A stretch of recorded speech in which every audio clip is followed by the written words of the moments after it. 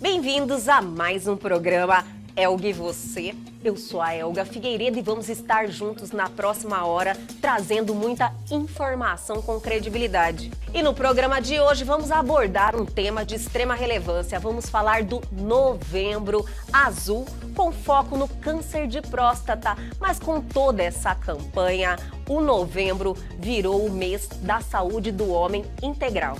O câncer de próstata é o câncer mais comum nos homens. Aproximadamente 80% dos homens acima de 70 anos têm câncer de próstata e a maioria não apresenta nenhum sinal clínico. A próstata está localizada abaixo da bexiga, em frente ao reto. A porção superior da uretra passa por dentro da próstata. A principal função da próstata é produzir secreção.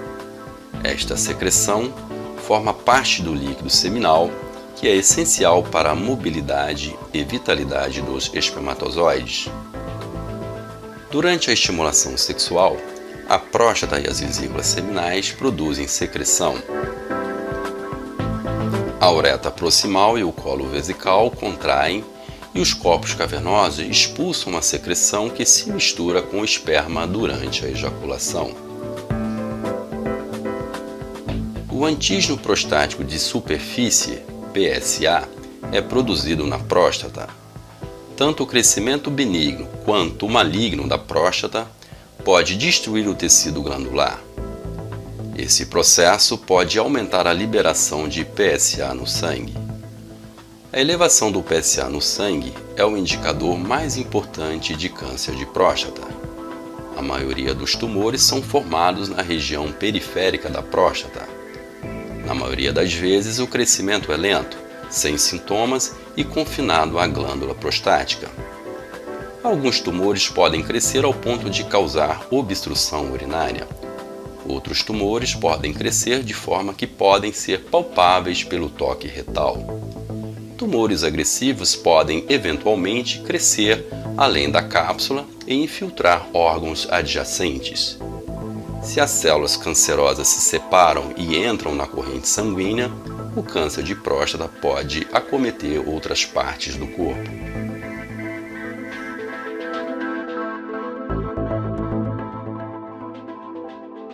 Tudo isso e muito mais aqui no Elga e Você, que já começou.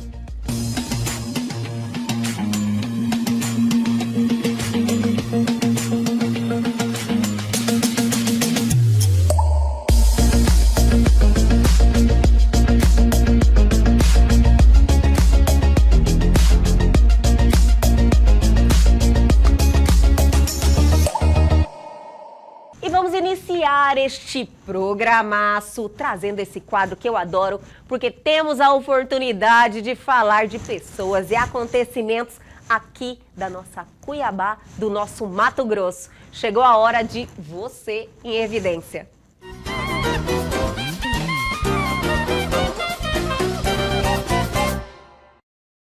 E o nosso quadro de hoje traz a agenda dos melhores eventos que já estão chegando aqui em Cuiabá e Mato Grosso. E o próximo final de semana é em Chapada dos Guimarães, que vem com uma programação muito animada. Na Arena Santa Fé vai ter final de semana 100% sertanejo, rodeio em touro, várias modalidades, praça de alimentação, shows regionais com Lucianinho dos Teclados, Os Ciganos, Danilo e Rafael e muito mais. Informações na Prime Eventos, no Shopping 3 Américas Térreo.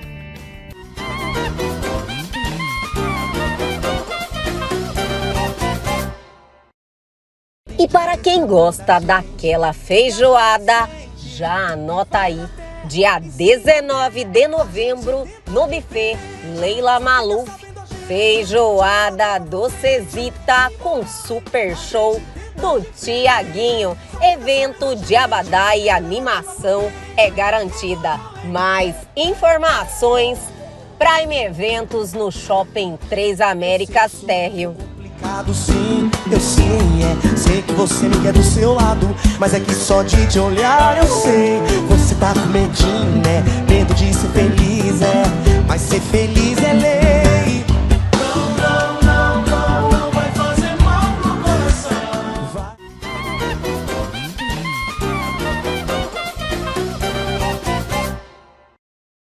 E chegou a hora de darmos os parabéns. E quem está de aniversário nesta semana é ela, Cláudia Aquino, advogada sócia proprietária da Aquino Advocacia. O programa Elgue Você te deseja muita saúde, paz e felicidade.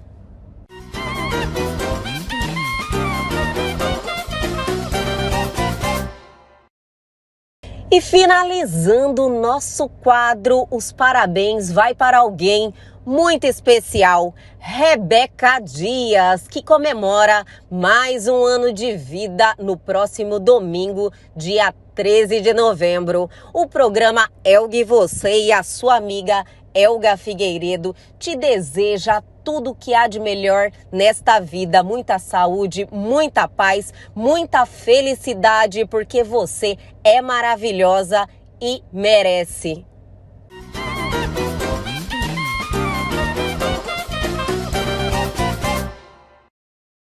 E aí, gostaram do nosso quadro de hoje? Mas o Elgue Você só está começando, só está esquentando. Na sequência, temos um bate-papo alto nível falando de Novembro Azul, câncer de próstata, com o doutor Carlos Bouré, urologista, e doutor Bruno Ehringer, oncologista clínico lá da Oncolog. Não saia daí que a gente já volta.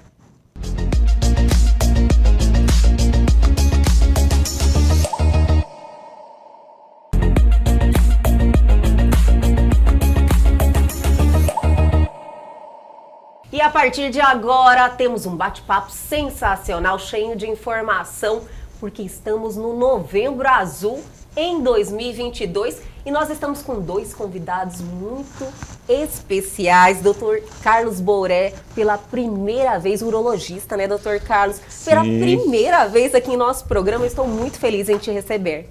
Obrigado, eu também fico muito feliz de ter a oportunidade no Novembro Azul a gente poder divulgar essa informação. Ainda mais a sua especialidade, né, doutor? Esse é o mês da urologia, né? Isso, é o profissional que realmente tem muita informação nesse segmento, nesse trato com os homens, né, doutor? E, assim, quero agradecer a vocês também, da imprensa, em nome da Sociedade de Urologia, por causa da conscientização, né? Um trabalho de conscientização da sociedade a respeito da prevenção do câncer de próstata. Nós que agradecemos a vocês. E doutor Bruno Ehringer, que é oncologista clínico, que já é da casa, né? Doutor, é parceiro aqui do nosso programa, sempre está aqui com a gente, trazendo informação e transformando a vida das pessoas. Porque informação, doutor, hoje, lógico, conhecimento e informação transforma, muda, as pessoas criam uma responsabilidade maior. Então eu fico muito feliz em te ter aqui, doutor. Sempre um prazer vir, né? E a minha presença aqui é sempre quando você fala que é conscientização, isso muito me interessa, a nossa área de oncologia aqui, sempre respeitando aquela mesma regra para quase todos os tumores, né? Quanto mais cedo é o diagnóstico, maior a chance de cura. Isso é algo que a gente já bateu aqui várias vezes na tecla, né? E nunca é demais, né, doutor? Não, a gente precisa realmente bater nessa tecla várias vezes, porque as pessoas elas vão se acostumando, elas vão criando essa responsabilidade. Ela vê uma vez, ela fica ali martelando na cabeça dela, né? E uma aí vez ela fala, quebrado, eu vou lá, vou fazer os meus exames. Quebrou, né, esse paradigma, essa falsa cultura de que não se deve fazer, o homem não precisa, né? Quebrou isso uma vez, dali em diante a coisa funciona bem. Eu costumo falar que as mulheres têm uma consciência preventiva desde os anos 60, com o exame do Papa Nicolau, depois a mamografia. E para o câncer de próstata não tinha tanta esperança de cura, né, por técnicas operatórias e drogas e diagnóstico. Depois, com a evolução dos meios diagnósticos, né, o aparecimento do exame do PSA, que auxiliou muito, o trabalho grande foi quebrar esse tabu do exame de toque, do exame preventivo no homem. E eu sou cuiabano, estou aqui há 31 anos, né? e vi meu consultório evoluindo. Primeiro os homens vinham com as mulheres, né? As mulheres que traziam, Te pegava na mão, né, pegavam doutor? na Vamos mão lá. ou marcava consulta, né? Hoje ainda tem, mas a gente vê assim uma demanda muito grande, espontânea do homem consciente. Maravilha. Que maravilhoso! isso é Isso é muito muito bom. importante mesmo. E o doutor falou, nossa, as mulheres foram ganhando essa consciência nos anos 60. Você vê o quanto é importante essas campanhas, né? Que você vai amadurecendo essa responsabilidade. A campanha faz, ela quebra os paradigmas, quebra os tabus, né? E traz a discussão na sociedade. É numa festinha de aniversário, numa reunião, dentro do trabalho, e as pessoas vão se conscientizando da necessidade de fazer um diagnóstico precoce. Como o Bruno falou, o câncer de próstata não foge dessa necessidade de um diagnóstico precoce para ser curável, né? Para ser melhor tratado, né, Bruno? O doutor Carlos falou sobre essa evolução na questão dos tratamentos, doutor Bruno. Como estamos hoje? Como estamos? Para onde vamos, né? Onde A famosa vamos? pergunta, né? Notícias boas? Não, a gente está passando por um momento de descobertas tecnológicas fantásticas. A parte de cirurgia robótica, eu nem posso falar do lado do Dr. Burel, nem devo comentar sobre isso. Cirurgião, né? Exatamente. Mas, enfim, as chances de cura estão muito altas no diagnóstico precoce. E a parte, quando o tumor já está localmente avançado, é que entra a minha especialidade. Sim. A gente está tendo acesso a informações. Recentemente, se você for lá no Google procurar terapia tripla para câncer de próstata, foi aprovada no Brasil. Então tem coisas novas surgindo, muito boas, mas a gente continua falando que a insistência do Novembro Azul é para conscientização do diagnóstico precoce, para não precisar esse ponto todo de tratamento, a gente conseguir fazer a cirurgia, chegar nesse ponto, né, exatamente, doutor? ou a radioterapia como uma forma de cura, né? Não chegar a precisar tantos tratamentos assim. Mas quebrar, doutor, esse tabu de quem procura acha. Geralmente o homem fala isso, né? Isso é uma coisa antiga, né, doutor? Meu pai falava isso, eu não estou doente, eu não estou doente. Quem procura acha, eu não vou, né? Então, é justamente nesse ponto que a gente precisa conscientizar, porque se você vai lá, mantém a sua rotina da prevenção, faz os seus exames, quando é detectado alguma irregularidade, tudo é mais fácil, né, doutor? Sim. É interessante o câncer de próstata nesse contexto de diagnóstico precoce. Ele não é igual ao câncer de mama, sabe? Que a gente fala. Você tem alguns tipos de tumores de próstata que você não deve fazer nada na hora que se diagnostica. Olha. Você tem sim esse caso que ele é indolente, a longo prazo não vai te trazer um problema de saúde e você tem que acompanhar aquele paciente. Mas você só vai saber se ele é um caso desse ou daquele outro tipo mais agressivo se você fizer o diagnóstico precoce com as informações que você vai adquirir nos exames que são necessários posteriormente feito o diagnóstico, né? Doutor, algumas vezes, em algum desses bate-papos que a gente já teve aqui no programa, o doutor falou várias vezes, olha, o fator idade, né, é algo que realmente tem um impacto muito grande, então o fato de quanto mais velho, a chance de desenvolver um câncer de próstata, isso aí é fato, né? O Dr. Buré que é o especialista nessa história Passou a bola, de doutor. Não, é porque é interessante, né, Buré? Existem os limites de idade para começar e para parar de fazer. Mas conta pra gente um pouquinho dessa história da idade. As sociedades, né, brasileira, europeia, americana, eles recomendam um exame de rastreamento de câncer de próstata.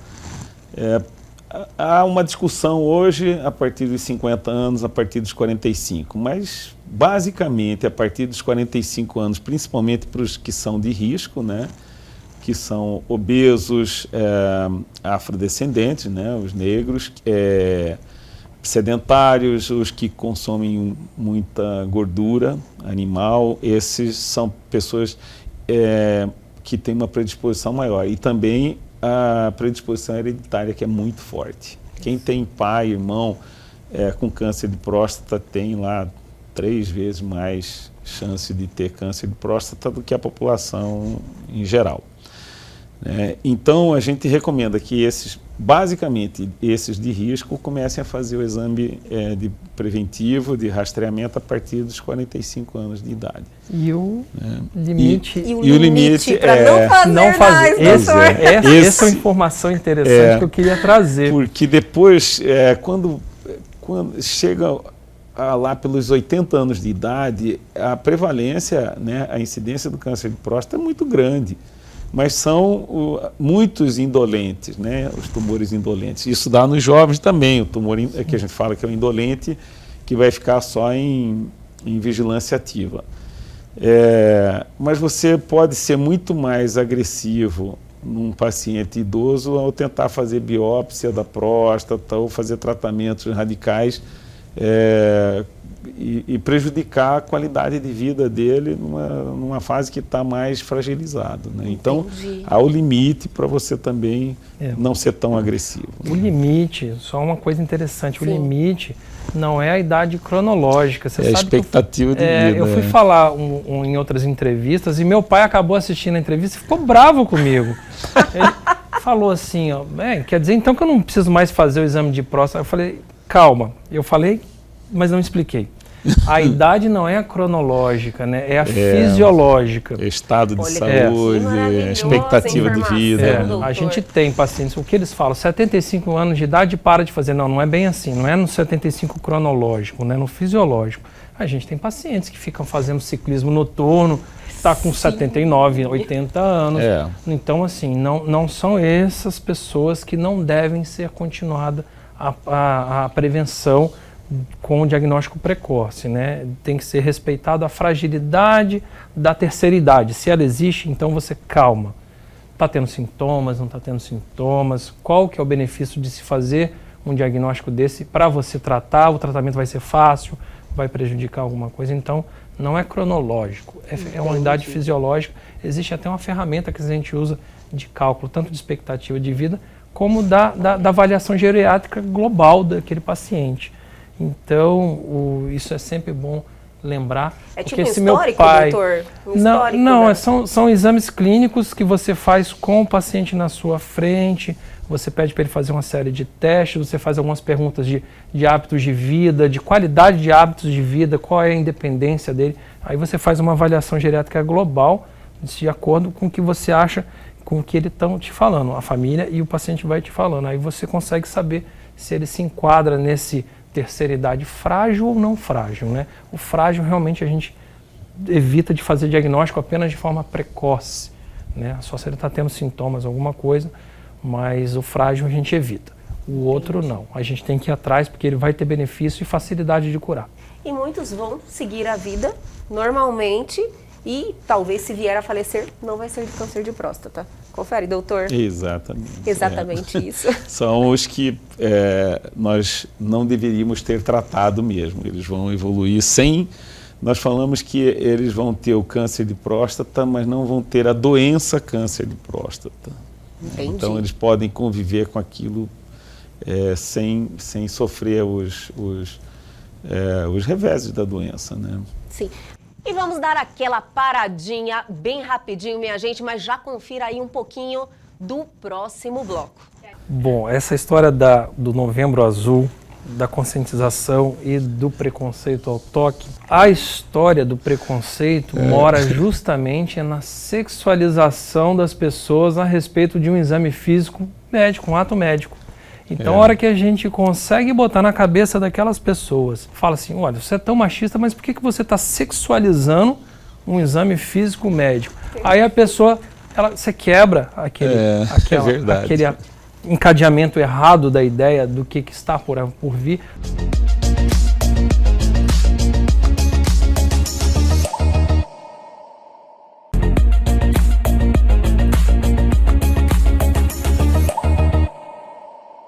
Estamos de volta e vamos dar sequência a esse bate-papo fantástico. Doutor, o bicho-papão, dessa questão toda do câncer de próstata, dessa resistência na prevenção, é o exame de toque. Infelizmente, muitos têm esse problema, acha que fere a sua masculinidade, não consegue lidar. Eu acredito que isso vem mudando, né, doutor? Sim, já mudou. Hoje eu vejo assim uma tendência até do paciente cobrar do urologista, né? Fala assim, porque às vezes o paciente que ele vai fazer o exame amanhã, já pediu, o cardiologista pediu os exames e você vai acrescentar o PSA, ele vai colher o sangue amanhã, está tudo agendado para o dia seguinte. Nós não fazemos o toque hoje porque isso altera o PSA e vai criar um falso resultado, né? Sim. Então, o paciente, na volta, ele fala, doutor, lembra que o senhor não fez o toque aquele dia. Já é da conscientização. Isso aí é bacana, né? Isso é legal. E o toque, a eficácia? O toque é importante. O toque é importante mesmo. Porque nós avaliamos não só câncer de próstata, né? Todos os homens vão ter a hiperplasia benigna, que é o aumento benigno da próstata. E pelo toque a gente estima o volume dela, para associar o volume da próstata com os sintomas, né? Então não é essa. Claro que a gente avalia nódulo, consistência, assimetria, que é o que daria a desconfiança do câncer. Sim. Mas nós avaliamos também a hiperplasia benigna. Também avaliamos nisso, que não é da nossa especialidade, mas tumores de reto. Já fiz vários diagnósticos de tumor de reto pelo toque no rastreamento de câncer de próstata. Doutor, essa é uma novidade. Eu não sabia. Você encontra a lesão ao toque e na ampola retal e aí encaminha para o especialista, né, que vai fazer biópsia, colonoscopia, tudo. Então, eu acho que o toque é um exame físico. Não adianta a gente ficar pedindo ultrassom só e PSA, né? Tem que ter um exame físico. Ainda tem pulso, né, doutor? Sim, um exame simples que você vai fazer um toque, examina genitália, nós temos tumores de testículo, tumores de pênis, né, também, que são doenças que você vai avaliar ali num exame muito rápido. É muito rápido esse exame físico. Doutor, eu sei que o doutor quer continuar algo, eu não quero interromper, o que é? Bom, essa história do Novembro Azul, da conscientização e do preconceito ao toque, isso seria bom tivesse um psicólogo aqui, eles iam adorar falar do tema. Olha, que ideia maravilhosa, doutor. A história do preconceito mora justamente na sexualização das pessoas a respeito de um exame físico médico, um ato médico. Então, a hora que a gente consegue botar na cabeça daquelas pessoas, normalmente são machistas, não sei o quê, fala assim, olha, você é tão machista, mas por que você está sexualizando um exame físico médico? Aí a pessoa... você quebra aquele encadeamento errado da ideia do que está por vir. A pessoa realmente, isso não é sexual, isso é um exame físico, vamos fazer. Perfeito. Você quebra na hora. Perfeito, doutor. Perfeito, observação. Essa observação, ninguém trouxe essa observação com essa clareza, dessa forma. Realmente você quebra. Sim, e olha que eu nem toquei em Freud, né? Porque a gente... Aí vai mais longe. Se fosse, ia longe. Com certeza. E os números em relação a 2021 para 2022? De câncer de próstata? Isso. Então, nós estamos saindo da pandemia, né? O INCA, Instituto Nacional do Câncer, ele estima que este ano aqui, de 2022, até dezembro, nós teremos feito, o Brasil, 65 mil novos diagnósticos de câncer de próstata. Isso aí é mais ou menos 25%, 20% a mais do que era em torno de 52 mil casos novos por ano, né? Que era a estimativa anual de casos novos de câncer de próstata no Brasil. Isso porque passamos 2 anos que mesmo, não só na iniciativa privada, no consultório privado, mas no consultório do SUS, nos ambulatórios, todos ocupados pelo Covid, né? Sim. Os serviços de rotina foram bastante tempo desativados, então nós ficamos com uma demanda reprimida. Então, este ano deve ter mais casos novos de câncer de próstata e talvez mais um ano, até a gente entrar no ritmo normal da prevalência natural da doença, né? Doutor, existe o fator que nós estamos vivendo mais também? Sim, por isso essa idade limite, como idade biológica, né? Que o Bruno lembrou aí. Adorei, idade doutor. biológica, porque nós estamos vivendo mais. Alguns mais e melhor e alguns mais, mas ainda com comorbidades. É isso que a gente tem que ter esse discernimento na hora de indicar a biópsia. A biópsia de próstata ela é muito simples, mas ela tem um risco que é feito através da parede do intestino, do reto, pelo ânus, né? E fazem pelo menos 12 perfurações que a gente considera como contaminadas, está passando pela ampola retal, onde é contaminado por fezes, para entrar na próstata. Só que é uma agulha fina, e isso é feito assim no mundo inteiro, né? Está mudando um pouquinho, técnicas novas, mas basicamente assim, o grande volume de biópsias são transretais. Não tem tanta complicação, mas em torno de 2% tem bacteremia, e precisa de uma internação ou um tratamento mais prolongado por infecção na próstata após a biópsia. Então a gente não pode pensar que pode fazer biópsia em todo mundo, que você um paciente com outras comorbidades, diabético, cardiopata, ele não vai suportar tão bem como um paciente mais saudável, né? Precisa de mais cuidados para você indicar a biópsia. Entendi. O que está mudando nisso, que eu comentei, é que tem uma técnica nova, mas depende de equipamento específico, que ela é feita pelo períneo, transperineal, a biópsia de próstata, mas ainda incipiente. Tem poucos serviços que fazem, né? Ela não é contaminada porque ela é através da pele, não é por dentro do reto. Entendi, doutor. Mas ainda está em processo de validação. Alguns trabalhos já mostraram que tem a mesma acurácia que a biópsia transretal, que é a clássica feita durante essas décadas aí de rastreamento. Doutor, nós falamos que o bicho-papão é o exame de toque, então que é algo que traz um impedimento muito grande dos homens irem até o consultório e trazer essa rotina para a sua vida. Mas também, lógico, dentro do meu conhecimento, pela informação que eu busco, que o problema da próstata, ou você operar, traz algumas perdas para o homem na questão física. Isso é verdade, doutor? Nós vamos operar câncer de próstata, né? Então você tem as consequências, assim. A próstata, a primeira consequência, que eu acho que é menos, mas é impactante apenas porque as pessoas ficam impressionadas. Mas se você conversa bem, tem que estar bem explicado, né? É que o homem não ejacula mais. Porque o esperma, ele é formado na uretra prostática, um pouco antes da ejaculação, é que ocorre a emissão das secreções na uretra prostática, e aí há uma associação de secreções da próstata, das vesículas seminais e os espermatozoides, e que isso vai para a uretra pubar e aí é ejaculado. Quando nós fazemos a cirurgia, tiramos a próstata e as vesículas seminais, que é 80% do volume ejaculado.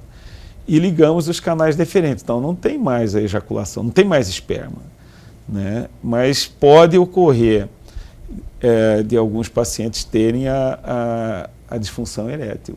Muitos pacientes, aliás, né, vão evoluir e ao longo de um ano muitos recuperam, uma grande maioria recupera. Existe um tratamento hoje? Pouco está relacionado com o próprio organismo, com a localização e o tamanho do tumor que ele tinha, porque na verdade não é a próstata que está relacionada com a ereção, ela está relacionada com a ejaculação. Mas os nervos que vão para o pênis, levando a informação do estímulo sexual para então desencadear o processo de vasodilatação que leva à ereção, esses nervos são afetados mais ou menos, dependendo da extensão da doença. Então, um tumor que você vê muito marginal na imagem, nas biópsias, a biópsia é toda mapeada, né? São pelo menos 12 fragmentos, todos identificados de onde que são tirados, porque a próstata corre em cima, ela é fixada no assoalho pélvico por duas bandas, chamada banda neurovascular. São bandas fibrosas que têm vasos e nervos ali. Mas são só axônios, não são nervos. Então você Aquilo é microscópico, a gente vai tirar rente à próstata do lado que não tem tumor identificado na biópsia, mas você vai com a margem maior do lado que a biópsia identificou tumor. Então, vai lesar esses nervos que vão provocar uma disfunção da ereção. É maior ou menor. E isso aí nós vamos saber só depois. O primeiro objetivo é operar o câncer da forma mais curativa, mas também com uma preservação melhor das funções da qualidade de vida do paciente. Então, basicamente, é perda da ejaculação, perda da ereção, risco de perda da ereção, Sim. 100% da ejaculação, né? Perda da ereção e a incontinência. A ereção e a incontinência urinária perde o controle da urina, porque a gente tira a próstata e o colo da bexiga são um freio na pressão da urina dentro da bexiga. E você joga toda aquela pressão direto no esfíncter, que não trabalhava tanto. Não consegue segurar. Aí ele perde... de modo geral, assim, 10% dos pacientes vão sair continentes depois da cirurgia. Se tira a sonda, eles conseguem controlar. 90% vai perder urina e ao longo de um ano a maioria recupera. No final, 10% fica perdendo urina, mas aí tem outros... Durante esse período tem fisioterapia, que é muito boa.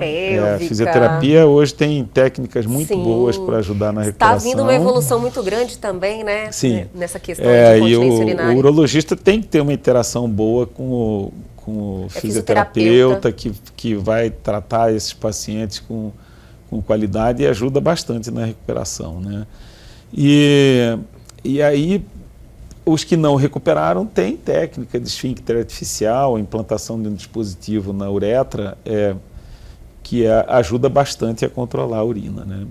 E da ereção, a maioria vai responder com os medicamentos orais, Viagra, Cialis, Tadalafila e Sildenafila.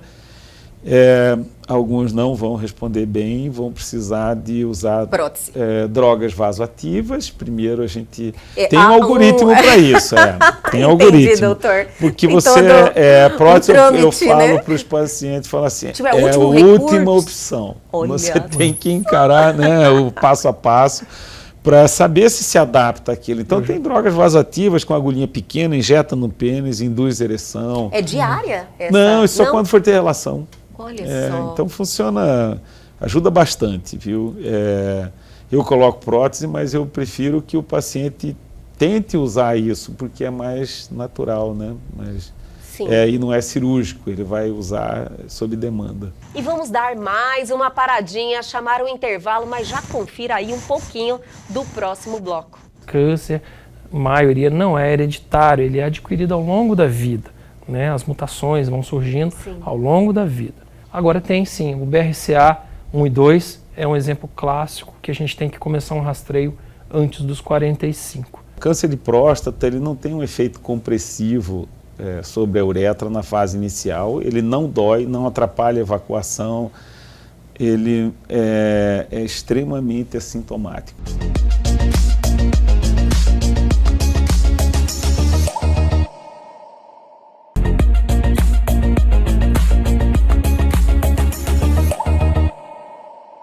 Estamos de volta, minha gente. Já curtam aí o último bloco dessa entrevista, deste bate-papo sensacional.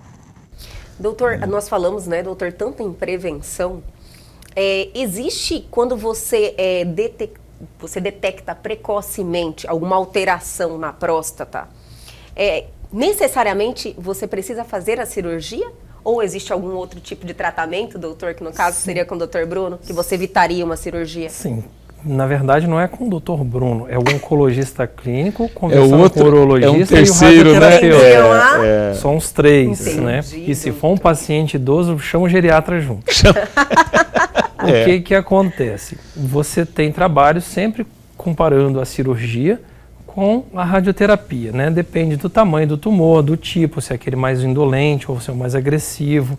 Então tem uma série de algoritmos que a gente segue para raciocinar se ele é candidato à cirurgia, qual a modalidade de cirurgia, ou se ele é candidato a, por exemplo, a uma radioterapia, que também é outro formato de cura, né?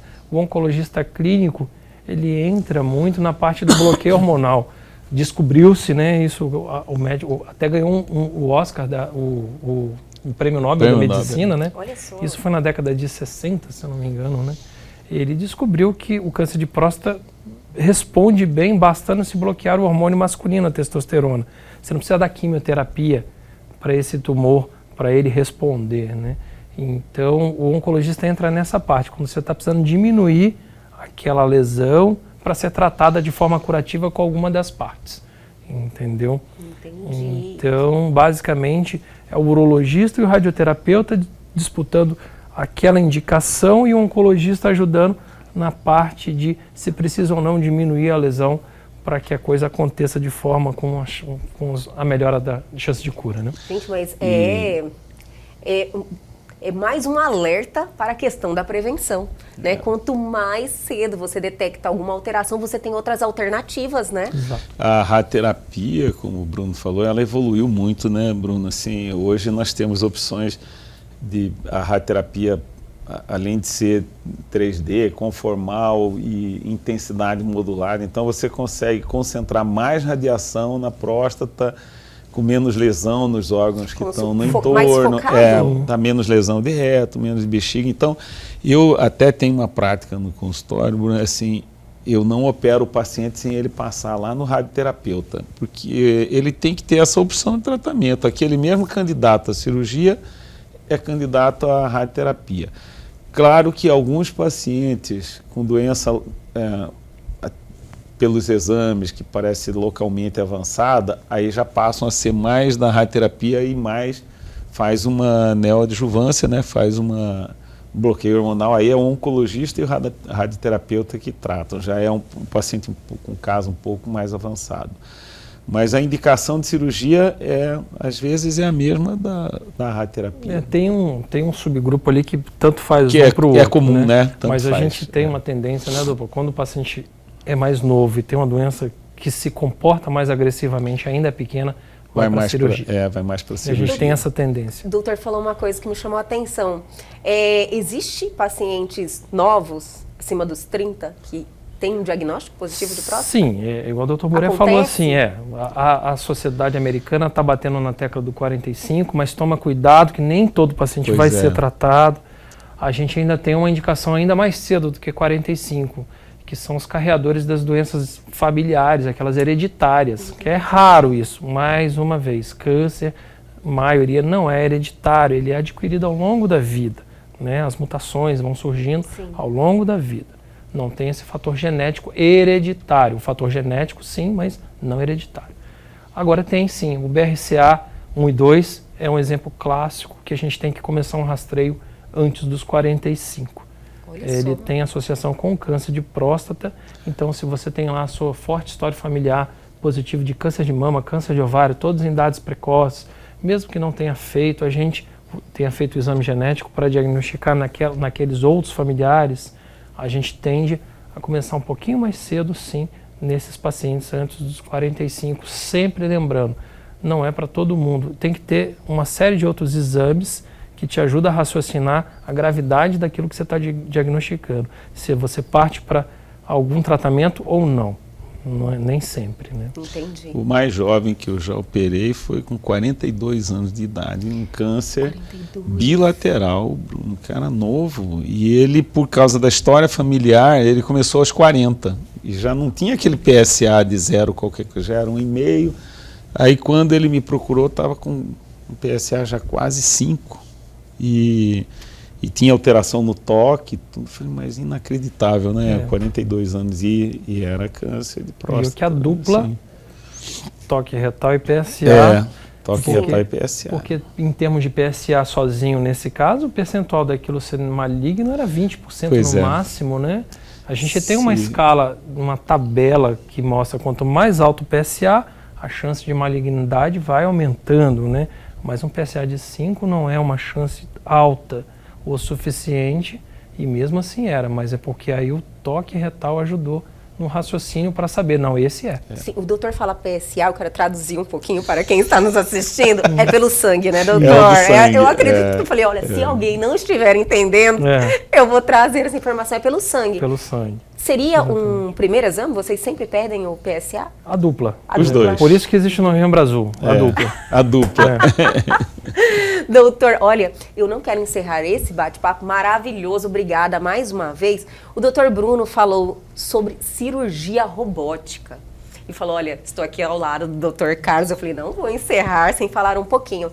Então, está tendo uma evolução em relação aos procedimentos cirúrgicos? O que é comum já, que a gente já faz de rotina aqui em Cuiabá, é a cirurgia laparoscópica convencional. Nós operamos tumor de rim, estenoses e tira o rim inteiro, tira só o tumor do rim. E dá para fazer, por via de laparoscopia, também a prostatectomia radical. Mas ela parece não oferecer tantos benefícios como quando ela é feita pela técnica robótica. A robótica é uma cirurgia videolaparoscópica em que os instrumentos eles estão aqui movidos por um robô, né, por uma máquina. Sim. Comandada por um cirurgião que está aqui do lado num cockpit, confortavelmente sentado. São pinças sofisticadas, né, porta-agulhas articulados, tesoura articulada. Então é diferente da videolaparoscopia convencional, que todas as pinças são retas. E no robô você aciona um pedal e muda a posição da mão lá, volta a sua mão na posição aqui como se você estivesse dando um ponto assim, o porta-agulhas está girado lá. A tecnologia de imagem é 3D, a amplificação da imagem é melhor. Então a dissecção da próstata, da banda neurovascular, que te falei que é onde passam os nervinhos lá para o pênis, ela é um pouco melhor do que na cirurgia convencional. Então, o trauma é menor do que a aberta, porque é igual a videolaparoscopia. São trocáteres colocados no abdômen, né, punções, e é uma tecnologia que, assim, tinha um robô há uns... Não me lembro quando que chegou o primeiro robô aqui no Brasil, mas acho que uns 10, 15 anos atrás. Já nem é mais o que está funcionando. Esse aí já virou sucata. Já virou para treinamento. Já virou simulador. Hoje tem mais de 60 robôs no Brasil. Né? E aqui eu tive a notícia agora recente que vai ter aí nos próximos meses, deve chegar um robô lá no hospital onde eu opero, lá no Santa Rosa. Olha, que maravilha, que notícia boa. Mas a gente ainda tem, para operar um paciente com robótica, tem um treinamento grande, com simulador, cirurgias com Proctor, né? E isso aí você tem que fazer fora, porque não tem aqui. Agora esse que vem deve vir com simulador também, então deve... E esse avanço, ele caminha a passos largos também, né, doutor? Popularizou bastante, diminuiu o custo. As primeiras cirurgias robóticas eram 100 a tendência tecnológica, né? 100 mil, 120 mil reais. Isso aí hoje já está bem, praticamente um terço disso, né? Sim. Então, barateou e popularizou. Né? Que maravilha. Isso é bom, que permite acesso a mais pessoas à tecnologia. E também qualidade, né, doutor? Mais precisão. Isso. Entendi. Doutor Bruno, olha, não vou deixar também de finalizar esse bate-papo. O doutor esteve em um seminário, um congresso há poucos dias. O Congresso Brasileiro de Oncologia. Sim, eu vi suas fotos, acompanhei no seu Instagram lá, eu falei, e as novidades, doutor? Olha, surgiu algumas novidades no contexto do câncer de próstata, né? Surgiram algumas novidades, igual eu falei, do terapia tríplice agora. Sim. Mas é para tumores mais avançados, né? A gente nem gosta de que as pessoas vão procurar o urologista, o oncologista só quando está tendo sintomas, tem que procurar antes de ter sintomas mesmo, porque a gente faz o diagnóstico antes e o tumor não fica avançado e não precisa dessas novidades que a gente aprendeu lá. E foi já aprovado aqui no Brasil, já está tendo amplo acesso, sem problema nenhum. Então, essa questão dos congressos em oncologia clínica, eles abordam na parte de câncer de próstata mais o doente com a doença já avançada. Entendi. Entendeu? Não é o nosso objetivo, não né, é doutor? objetivo. É prevenção, né? Exatamente. Mas o interessante, falando de próstata em termos de incidência, viver ou morrer pelo câncer, câncer de próstata ele é muito incidente, né? É o primeiro no homem, tirando a parte de pele, né? Pele. Que tem muita exposição de sol. Então, assim, é o primeiro mais incidente no homem. Mas ele não é o primeiro em causar a morte no homem, porque você tem armas para conseguir combater esse tumor, curar, ou se você não curar, aí que entra essa história do congresso, das atualizações, você consegue levar essa doença de forma crônica, sem causar a morte do paciente. Isso é muito então você dizer. Tem um câncer com alta incidência, mas a mortalidade ele tem outros que têm uma menor incidência, mas tem uma gravidade maior em termos de mortalidade. Sim. Doutor, sintomas, doutor Carlos, ele falou sobre sintomas. Existe algum sinal de alerta que é importante? Nenhum. É silenciosa também? O câncer de próstata, ele ocorre mais na periferia da próstata. E a uretra, na verdade, é um canal que tem no meio da próstata, né? É onde passa a urina também, onde se juntam as secreções que compõem o esperma. Então, ela é central. O câncer de próstata, ele não tem um efeito compressivo sobre a uretra na fase inicial. Ele não dói, não atrapalha a evacuação. Ele é extremamente assintomático. O que a gente tem de sintomas na idade do rastreamento são os sintomas relacionados com a hiperplasia benigna, que é o crescimento benigno da próstata, que ocorre mais numa zona central da próstata, em volta da uretra. Então começa a atrapalhar, diminui a força do jato urinário, acorda mais à noite para urinar. São sintomas do envelhecimento masculino, né? Que acontece sempre. Que acontece é natural, mas o câncer mesmo não tem. Mas eu ia até falar sobre o Bruno, que uma observação assim, eu tenho alguns pacientes que têm 15, 20 anos de câncer de próstata não curado. Olha só. E eu falo assim, você está surfando nas novas tecnologias da oncologia clínica, porque a hora que perde o controle saem novas drogas, né? E isso aí prolonga a vida, paciente bem, né? Doutor, é um acompanhamento. É mais com eles do que comigo. É mais com o doutor Bruno, no caso, um oncologista clínico. Sim, é o caso com esses pacientes que ficam...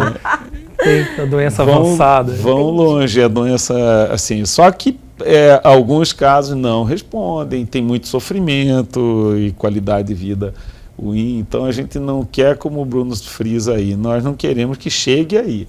Que tem que chegar a encontrar precocemente e curar. A chance de cura chega a 90% em tumor localizado na próstata, né?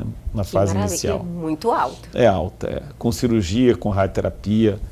E isso aí é um alento, né? Se você procurar e encontrar, está na fase inicial, está na faixa de cura, né? Sim, e quanto antes, melhor qualidade de vida, né, doutor? Sim, para poder ter várias opções e decidir qual é a melhor Escolher opção. O tratamento, né? Maravilhoso, gente. Olha, que bate-papo sensacional, alto nível. Doutor Carlos, quero te agradecer muito pela primeira vez aqui no nosso programa, trazendo, nos prestigiando. Muito obrigada pelo seu tempo e por trazer informação de qualidade aqui pra gente. Muito obrigada mesmo. Obrigado a você, a sua equipe, e ao Bruno também pelo bate-papo, o Bruno já é meu amigo faz tempo, né? Porque é uma obrigação da urologia, da oncologia, essa conscientização de prevenção do câncer de próstata, né? Então nós temos que estar conscientes disso. E vocês ajudam a gente a conscientizar a sociedade. É o nosso trabalho aqui, né? Também o nosso propósito. Muito Exatamente. Obrigada. E volte sempre, viu, doutor? Sempre às ordens. Obrigado pelo convite. Dr. Bruno Ehringer, já falei aqui no início da entrevista, já é da casa, sempre está aqui compartilhando o seu tempo, trazendo informação. Te agradeço muito por mais essa participação. De verdade, sua presença sempre engrandece nosso programa, viu, doutor? Obrigado, eu que agradeço. Prometo trazer o doutor Boré de novo. Aê! Vamos falar sobre todo mundo. Câncer de rim, câncer de bexiga. Câncer de rim, vocês têm novidades boas aí. Novidades boas. Novidades boas. Já vou aproveitar a oportunidade, doutor, que já vamos marcar essa data. Não, vamos esperar, dizem que vai ter uma reforma aqui, Casa Nova, em 2023. É verdade, o Elger, você vem de cara nova, mas com o mesmo propósito de trazer informação com credibilidade e assim transformar a vida das pessoas. Doutor Carlos, mais uma vez, muito obrigada. Doutor Bruno, obrigado a muito vocês. obrigada e até a próxima. Obrigado. Obrigado. E o Elgui, você de hoje fica por aqui, mas calma que amanhã tem muito mais. Perdeu algo, quer entrar em contato com a gente? Atenção, oportunidade. Pegue seu celular agora e aponte a sua câmera ao QR Code que está aí na sua tela. Vá direto ao nosso Instagram ou para o nosso canal no YouTube e reveja este programa que já está lá à sua disposição. Aguardo vocês amanhã aqui na TV Pantanal, canal 22.1.